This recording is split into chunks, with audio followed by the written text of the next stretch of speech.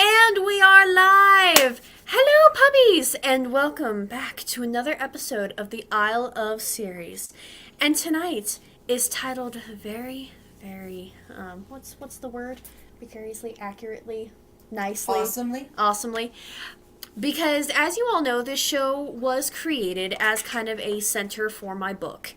And now tonight it is coming full circle for Isle of Publishing. And I am super honored and super grateful for this guest who has taken time out of his busy schedule to come onto our show. Ladies and gentlemen, please welcome to the show, Mr. Darren Palmer. Hello. Hi. We're really excited to have you. Thank you so much. You're always zipping around, so thank you for taking a half hour to come and talk to us. No, it's a pleasure. I had to support anything else, I'm civilized. Well, thank you.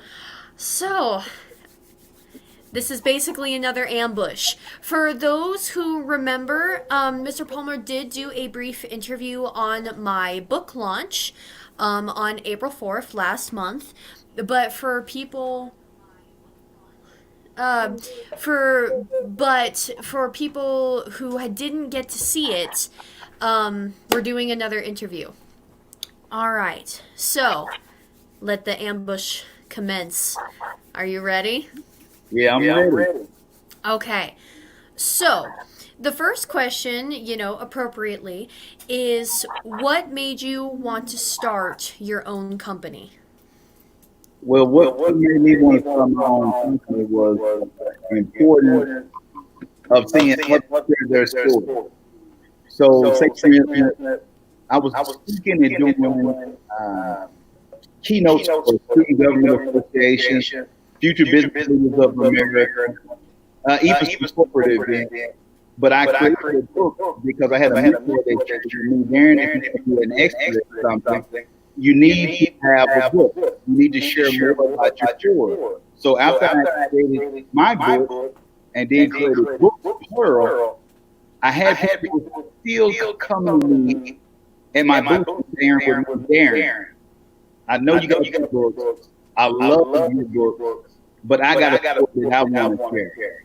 And so that's how the publishing began, because I realized from another mentor of mine that said that Darren, someone's asked you something 3 times, create a product.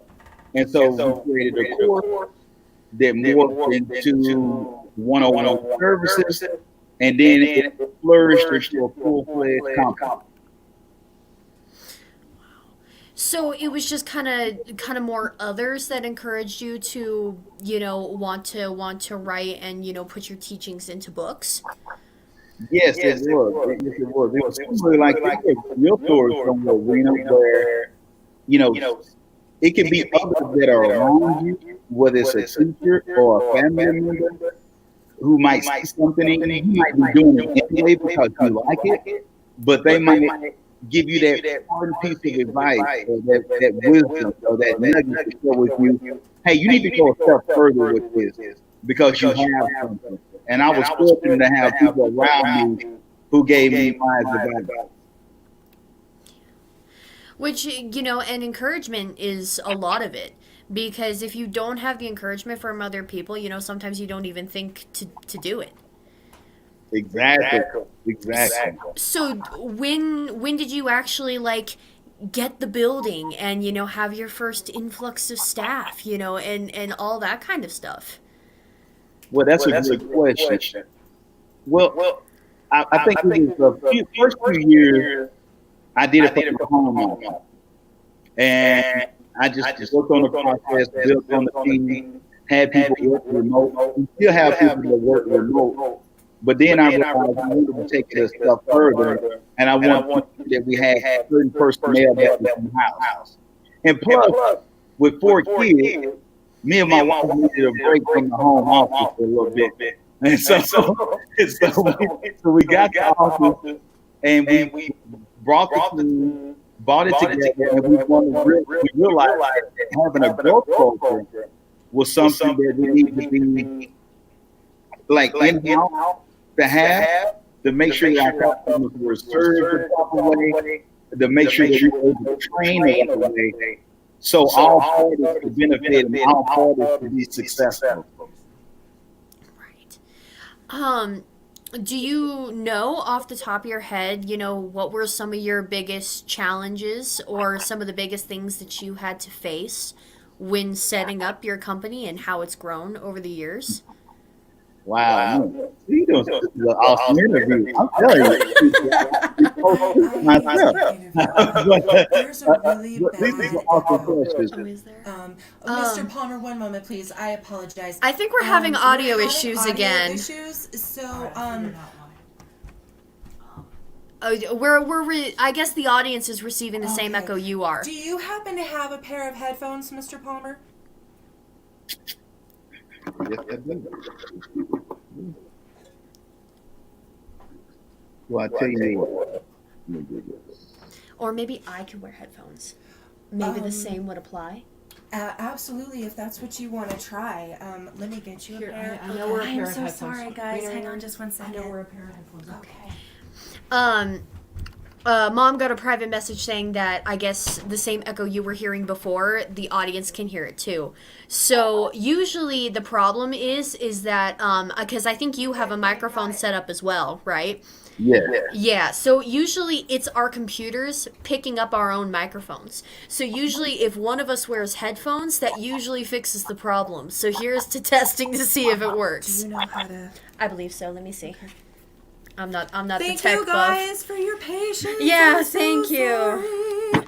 Yeah, I got you, Rob. Thank you. Okay. Okay. So we're just going to be rocking a pair of headphones. Okay. It's so fashionable, darling. All right. You got it plugged in? I believe so. Okay. Testing. Can you still hear me? Yes. Oh, no echo. No echo? No echo. All right, I'm going to be rocking this gamer style and I'm going to be wearing headphones. Let's go. Awesome. Yeah, I can hear you good. Yeah, that works perfect. Thanks so much.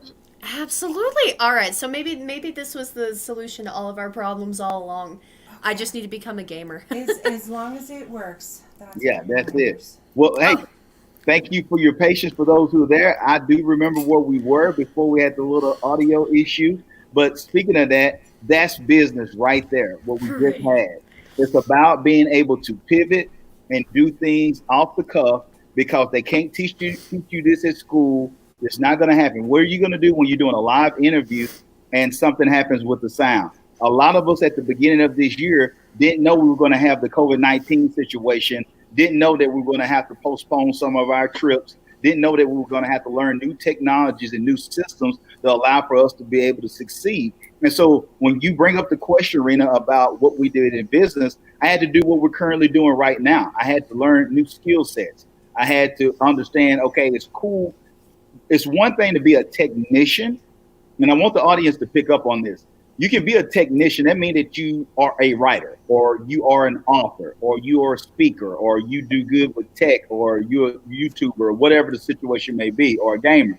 But when you start building a company, so I went from technician that I was able to do something and was an author. I went from there to had an idea, start crafting, doing some beta testing, created a course. Went from there that it's cool, doing some one-on-one, basically some consulting, sharing with people some of the do's and the don'ts, but I'm more of a solopreneur at that time. Then when you escalate the game and you go into a business owner, now you have to be able to maneuver and understand personnel. Now you got a thing called payroll.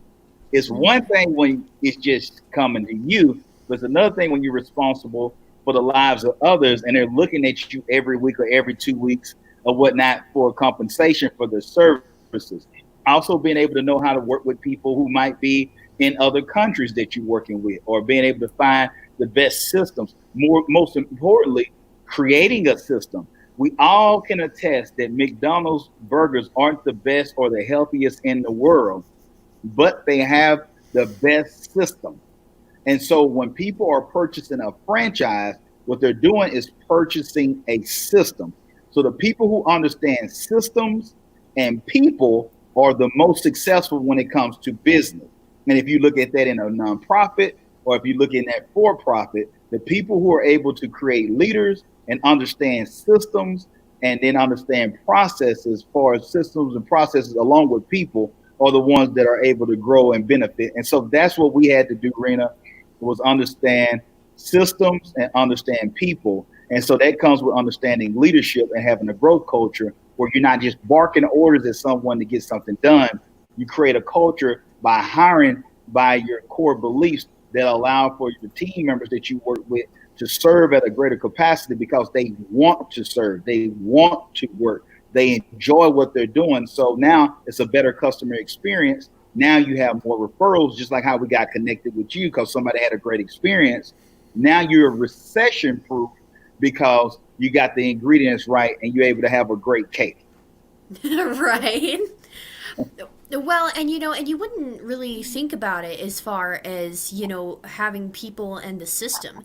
When I think, and probably myself included, thinking about this out loud, you would think more challenges would be, generating revenue just to keep the building, having an office where people can work and, being able to connect with people that are, out of town or out of state, but creating a system that works, I could see definitely becoming a very, very big challenge that you have to overcome. Yes.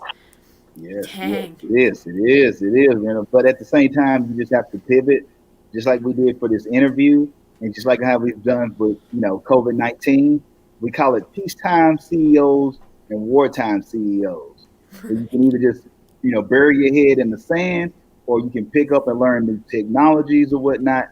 The investments and the things that you have sold into people before it was a wartime allows for you to be able to continue to weather the storm when it's a trying environment like we're currently in. Right. So kind of circling back to everybody who was encouraging you, what came first, the company or writing your own books? Wonderful question again. What came first was writing my own books because I was already, my thought process was that I figured that I was just going to do speaking. I thought that, okay, I'm going to do, keynotes. Um, I really didn't have a whole game plan. I can't say it was super deep at the beginning. Like I had this whole and 10-year plan, and by this time we're going to hit this on this quarter. That's not how it started out for me. I just realized that I had an opportunity to be able to impact people, and the way that I thought that I could do that was by me being able to share my story, to be able to encourage people, uplift them, as best as possible. And along the way, along the journey, that's when I was able to pick up and learn from others on some of the things that I need to do to be able to scale that way of being able to empower and inspire people. So it came with me speaking first, then it came with the advice, and then the books, and then from the books, also with me being a ravenous learner or whatnot, it allowed for me to be able to see from a mentor of if somebody asks you something 3 times, like I shared earlier. But when I created the course, it was kind of like, the cat that came back or whatnot. It was that type of story where the publishing the writing the content and creating books kept coming back up. It wouldn't go away. So I put it on my speaking website, at the back of the website, at the back of the store. I didn't even publicize it. It wasn't a such thing as you were able to do Facebook ads at the time, or it wasn't, as popular as it is right now, or YouTube ads. And so I didn't even promote it. And I just said, okay, well, I'm just going to put it here. Then people kept asking. I said, you know what? I'm tired of this thing being on the back of my website, my speaking website. I'm just going to create a landing page, just a page for it. Let me get it out here by itself. I don't really want to deal with it too much. And then it went from there where people kept asking about it. And so the next thing I knew, I, broadened it a little bit and went bigger with it. And by the time I had got it done as far as a full website, I actually said, you know what? A friend of mine had got a website done, and it was 10 times better than mine. And I was like, wow, we're doing this professional development tour, this nationwide tour with each other. I'm going to have to make sure that my stuff is looking better than this because I'm not looking right with my business partner over here, and this is not right. So we went from there that I invested more money in it. And next thing I knew, it just took off because the key ingredient for us, Rena, and I want to share this with our audience, there are courses out there. there are different business models when it comes to publishing. It's the old school traditional way. Even with self-publishing, you got people who just tell you a few things, let you do it yourself. For the DIY people, that's great. But the unique thing about our company is whether you have a manuscript completed or you're just thinking about something, you don't even have the title names. We have personal book concierges that work with you every step of the way. So you don't have to talk to somebody in Bangladesh and English is a second language and wonder if you're going to email someone and not get back, you don't get anybody to reply back to you and let you know what's going on with your project. So our ideal audience, our target demographics, they appreciate the one-on-one service, talking to human beings, not robots, and work. So somebody else's business model, there are people who just want that type of model. But we niched inside of a niche, and that has allowed for us to have more success at what we do. Right. Wow. Well, and and that just makes the whole experience so much better because I can attest to that. I mean, I got to talk to so many of your staff, and all of them were there for every step of the way. Which makes it all that more worth it. So I agree with that 100%. Awesome, awesome, awesome. I'm glad. So, which then in turn comes to the question, how many books have you written? Some of them have had your teachings, and you have also done, I mean, because you said that you've done six now, right? Or you're about to do your sixth? No, last time we talked, I was at 7, but we're at 10 now. Oh my gosh. Hmm. We Yeah, just yeah, talked like yeah, not that long ago. How did, oh, okay. All right, well, there you go. Now you're up to yeah. 10. Well, I will go a little bit deeper into that when we talk. So, what you're hearing it here, with my girl Rena Brown. But so I'm just going to share a few things. We have a book that's actually coming out that I hadn't even released. We actually got 2 of them coming out. We just did 2 projects as far as a co-authoring program that we have as well. But because we knew some people that aren't, as seasoned and talented as Rena Brown, and they can't put all those words together. So we realized and knew that it was a need. So we created a co-authoring program. So now, whether you are an author or not an author, you can. Two. It's a dual approach with the co-authoring program. If you feel that you're not for sure if you can do a whole book about yourself yet, then the co-authoring is a perfect alternative because you're able just to focus on one chapter. You're Right. worrying about if enough people is going to people are going to watch, read your book. You don't know if you have a big enough network. So by you partnering with other people, now all of a sudden it's somebody in Chile who was a part of the book. Now you got an international audience. Now you got somebody who was in Mississippi. You got somebody in Oregon and Eugene who are part of the book as well. Now you got all those networks combined, creating a synergy. So now, even if Rena got a book, say for instance, Out of the Dark, so now when she writes a chapter, at the end of that chapter, we have a bio and her image and information where they can find out more about her other books. So now that was a perfect marketing ploy that allowed for her to have more of a reach to people who are wanting to read. So they might have read the book because of their friend named Megan, but as they were reading Megan's chapter, they went ahead and read some of the other chapters and ran across Rena. So when I bring that all up, and that's the way that you've seen that I've been able to even have more books in that short time frame, because I was able to be a part of a couple co-authoring projects that we produce, and I was a part of it as well as an author. And also, I have a program coming out as far as with my consulting business that is market leader consulting. So it's really market leader coaching. So we're taking people who, whether they're looking at being an author, speaker, or they're looking at growing a business and they find themselves in a new arena now and they don't know what to do to separate themselves, not just being a generalist, you're not able to have the same impact and you're not able to be recession proof. By being a market leader, people are looking at you as an expert. So experts are going to be able to make more of an impact. And they're also, the byproduct of that, they will get more income. Nobody ever goes to the Mayo Clinic, Rena, and say, hey, do y'all got any half off coupons? Nobody ever goes to the Mayo Clinic and says that. Why? Because they are experts at what they do. And if your family has a health issue, you want them to have the best care as possible if you can afford it. And that's where you're going to go. And so that's what we teach people with market leader Academy that's coming out in June. So you just heard it first. We haven't announced that anywhere else or whatnot. So it's only on your show that you see that. So, and we got a market leader mastery book. I got a market leader mastery book that's coming out, a personal book. And if you're a part of the Market Leader Academy, I got a market leader coaching 101 book that's going to be able to be a guide for the people that's a part of that particular program.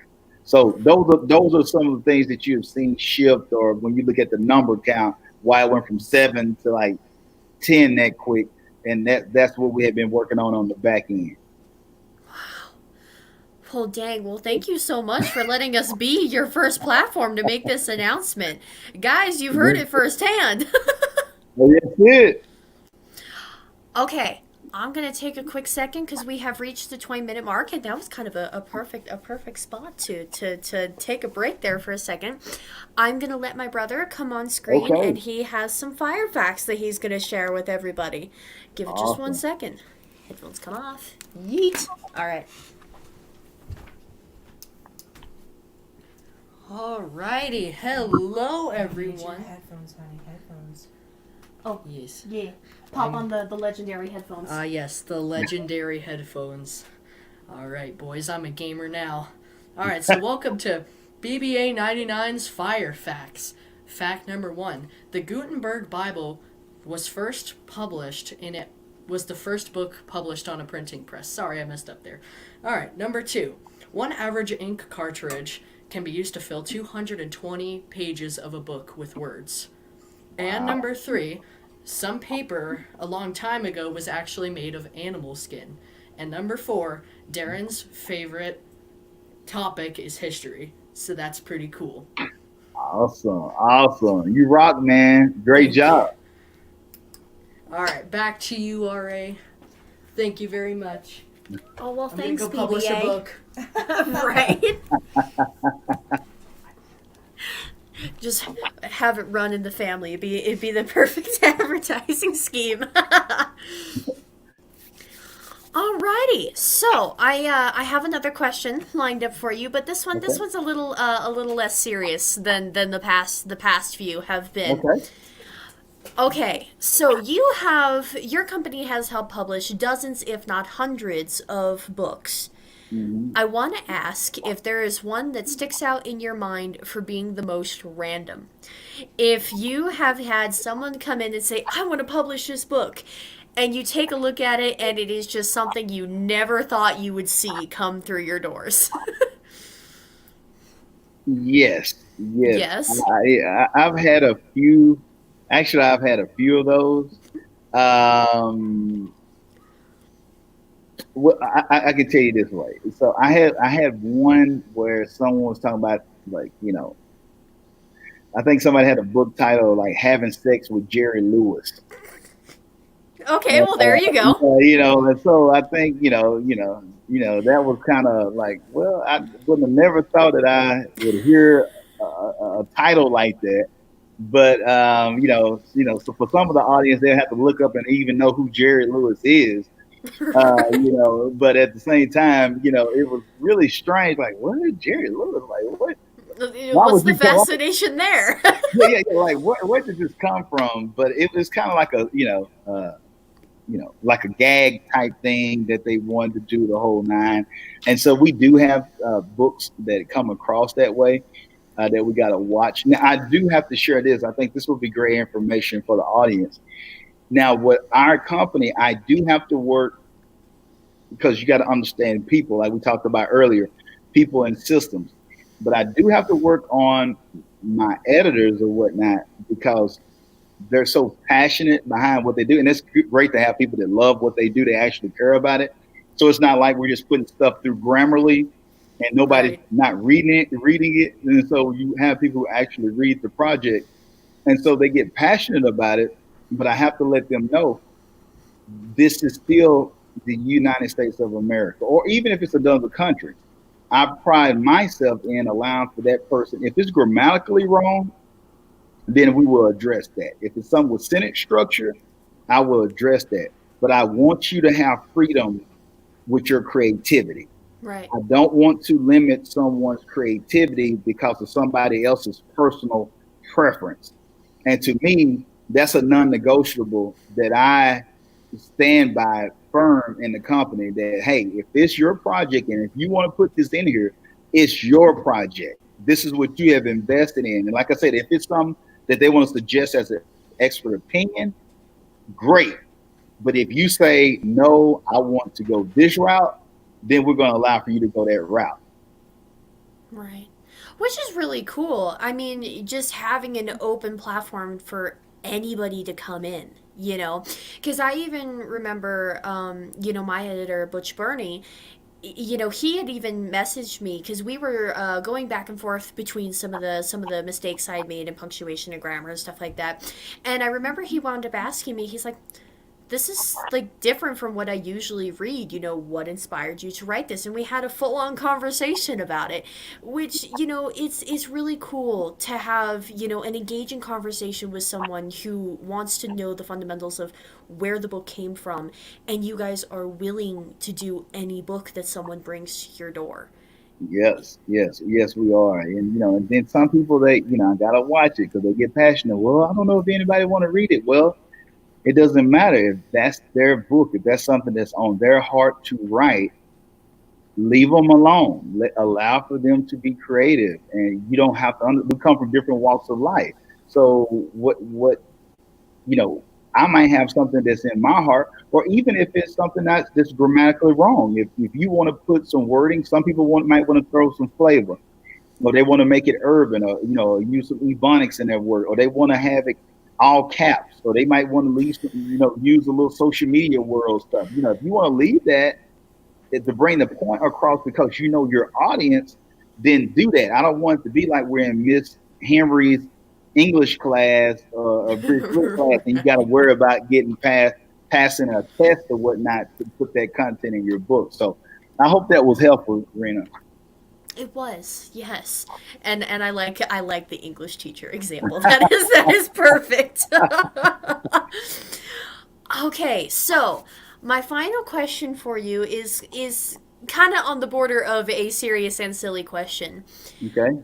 I need to ask you how the heck you manage your time so well. Because not only do you run your company, you give lessons to people over the phone, you take appointments, you also fly all over the country to meet your published authors for their book launch days, and you have 4 kids.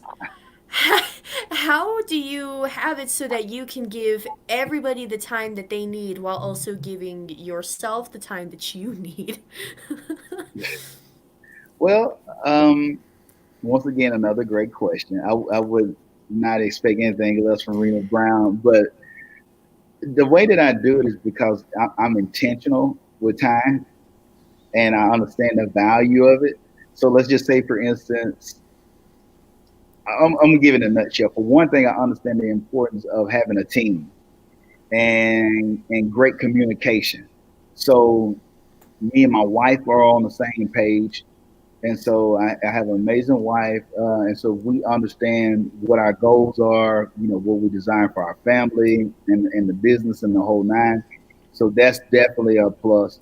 But also, I know too to make sure that I'm able to give more to myself, my family, and also to the companies and the clients and our community or whatnot. What I do is I'm just give a typical day. I typically get up about like around 5. I kind of get up around 4 or something. Get up at 5. By 6, I typically work out. So I do some cardio. I do about 10 miles. Come take a cold shower, read a proverb, come to the office, get a cup of coffee. We do our 9/11 meeting by the time everybody gets here. And the reason why I said just the first part of that is because that's my meditation time. So when I get up in the morning, I don't look at any emails. I don't look at any text messages. I take that time. That's for me. My kids aren't up. My wife isn't up. I'm not dealing with team members or clients. And it allows for me to get rid of any anxiety because I'm getting a good sweat in. I'm also meditating. I'm in gratitude mode because I'm able to go through a nature walk and just look at the blessings that we have and how blessed I am. So I'm focused on that.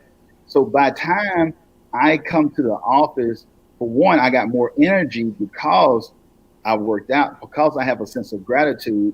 So now all of a sudden, when I'm faced with a challenge that I've already taken that cold shower, so now I've kind of snapped my mind into face it. So I'm not running from a disgruntled person, or if somebody got an issue, I'm not worried about an email because I got a sense that I'm grateful for the day that I have. I'm able to be here. I've already, as the old book would say, I already eaten the frog, so to speak. I've gotten some of the tough things done, so it allows for me to have more energy and be more productive during the day. And so by all that, also was saying that is having an amazing team. So that's the reason why if I was just trying to be a solopreneur, Rena, I wouldn't be able to do that. So whether if it's a virtual assistant, whether it's in-house people as well, which we got a combination of both, but still having an amazing team and hiring people because I realized like I need somebody that can do scheduling. I need Right. somebody doing a podcast. I need people who can do editing. I'm not editing the book. That's Right. not. If I edited the book, you would know. You'd be like, Darren, are you serious? So I do the things that I know that I do well or whatnot, or that I feel passionate about, and I hire a team of people to be around me. And I want the audience to get this too, Rena, before we get out of here. Don't get it confused when I say just hire. That's what I brought up about the growth culture.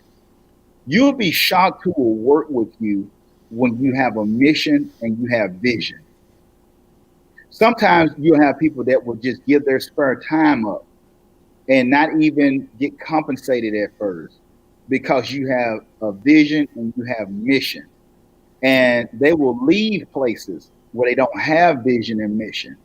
So when I bring up just hiring, it's not like me just floating around with a magical checkbook and I'm just writing checks out to everybody because it's like that. No, when I was focused on mission and serving, when I was focused on the importance of having a vision, and people could see that it wasn't just a Darren vision, that it was included for more than Darren. It was selfless. It was servant leadership. You'll be shocked how many people that I've been able to get great people that work, people who have more education than I do, who work for me because they're not just working for me. We have a mission together, and they know that they can trust me as a leader to have a heart the size of Texas. And so that's what people are looking for. Just like what we did for our staff when the COVID-19 situation happened. I said, y'all, are you all? I said, well, no, then I'm going to let my Southern vernacular come. I said, y'all, I don't know what we're going to, I said, I can't control what's on the outside, but what we're going to do is we're going to control the controllables. My goal is not to let anybody go, but I'm going to tell you, whether you know it or not, that we're all into helping people and serving at a greater capacity right now, because that's what allows for people to be making recession proof. And so we've been able to continue to work, continue to employ people, keep them working during this trying time. But at the same time, that's where the leadership come in, and people are seeing that you've been loyal and faithful beforehand, and so they trust you in that time. And so we all pulled together to do whatever we needed to do to make sure that we continue to take care of our clients, which if you take care of your clients, they're going to take care of you. And so that's what we've had the honor and privilege to be able to do or whatnot. And we get to work with amazing people like Rena Brown, who create content like the Owl of the Dark. And let me say this, Rena, one more thing. When I'm sounding like a Baptist preacher, I keep about to sit down and then I keep coming back again. Nothing wrong with any Baptist preachers out there. I'm just using that as an analogy. But at the same time, I want to tell you that your book, when you talk about books that resonate with our staff or with us, and that we saw something, your book was a book that our editors and our team kept raving about in the office. When someone would come in, it was like, "Hey, have you read this book?" Like, and and it was unique, it was different, and the quality of the work that you did and how you put it together and to be able to create the worlds and the story, it was so amazing or whatnot. The work that you did, it was extraordinary. And I said, wow, I knew we had something that was going to be a game changer by your content that you were creating. So we were really honored to be able to work with you. And that's why I'm so excited to see. I know this is just your first book. So we're just thinking to ourselves, it's like you're writing like a person who's been writing for 25 or 30 years. And you're not even, 25 or 30 years old, if I'm not badly mistaken. But, and so it's just, to see that type of talent and to be able to know that I played some kind of role or part, or I'm able to be a part of this, I'll be able to say, I know Rena Brown. I know her. I know her. And so that's the amazing thing for me. And I can be cool with those 4 kids I have when I'm able to tell them, hey, y'all, I know Rena Brown. I was able to work with her on her book when she first got started. So that's the amazing thing about the job that I have. Thank you so much. Now I'm blushing. God, yeah. But thank you. Yeah. I do want to end the show on a shout out to your son, Z. Because I saw your post that, he's starting to write. And how old is he? He's 4. I got beat, guys. Over my head. I got beat. What is his book about? Are you allowed to share, or what are some of his ideas? Actually, his mom had an idea for a book a while back. Can't say that long because he's only 4 years old. But if you listen to the interview, he's telling you that he's about to be 5, which would be in October. So, but then after that, he'll be 6 after 5. You didn't know that, Rena, if you wasn't catching up. And so, but at the same time, he has a little book that he's looking at doing. But most importantly, what that interview was about, and I'm sharing this with the audience, is that he's able to see what his dad does and even what his mom does, whatnot. But his thing was, I'm going to speak and write books like you. So again, that's the generational thing. So now he's ready and want to do a book. Plus, his older sister was 13 and she did her first book. So our oldest daughter, she did a book at 13 called Respect, #Respect. And so it's just about your environment and you're around great people. So now he's saying out loud that he wants to do a book. He hadn't thought of the idea and what the title is yet, but he said it's going to be similar to mine. I don't know which one of mine, but I asked him which one it was going to be about. So that's something that he's looking at doing, and we're going to help assist him with. But it is cool to see, that he's picking up on what's going on. So that's amazing. That is amazing that, your kids want to follow and want to write books. That is really cool. Now that's just one right now, Rena. Now I got some other ones that they want to, like my oldest son. Now, as long as he's playing Fortnite and he really doesn't care about the rest of the world, he was supposed to be a part of the interview, but he ducked out because that's not his thing. And the other one, my youngest daughter, she wants to watch YouTube and do YouTube videos. So I'm going to connect them with you all. And so, so it's like a few of them there. Z is more outgoing than some of the rest of them. They got their own world going on. But like my oldest son, just give him Fortnite and some snacks. And it's set for life. He's set for life. As long as he got some money for some skins and all that, hey, he's ready to rock. Well, and I don't know about for you guys, but it was first day of summer for my brother, so he's like full summer mode already. So that's rocking on. But when it's clear up, I can't wait to get down to the beautiful state of Colorado to be able to meet you all in person. So, of course, I will keep my 6 feet, but at least be able to be good to see y'all in person. Definitely will be. All right, we run a little over. Thank you all so much who stayed with us and was listening. I also appreciate the chat that's been going on right now. So, Mr. Palmer, thank you so much for joining us tonight and sharing, your teachings and your stories and, how you've brought all this together. And guys, if you want to be able to ask Mr. Palmer questions or, check out some of his posts, he is on Instagram as well as, checking out his website, Self-Published in 30 Days. And just thank you so much. This was a lot of fun. Oh, no doubt. And if for your audience, if they want to, they could actually go to self-published, the letter N, 30days.com. We do have a free book called This is the Year for Your New Book. Mm-hmm. That if you're there, you can just go there and get that book as a free resource. And if you're looking at, I don't know how to get started, I don't know where to begin, you don't have to feel that way. And we also, if you will subscribe or reach out to us through email, when you do that, ensure that you listen to this show. We also will put in another course that normally is valued around $297. We'll send that to you for free just because you are a part of this show. So if you know anybody who we want to give you a free book and also a course that's valued at $297 just because you know our good friend Rena. So we want to help you with your story as well. Even if you don't publish with us, that's not a, we just want to give you the information that you can use to be best for you and your family.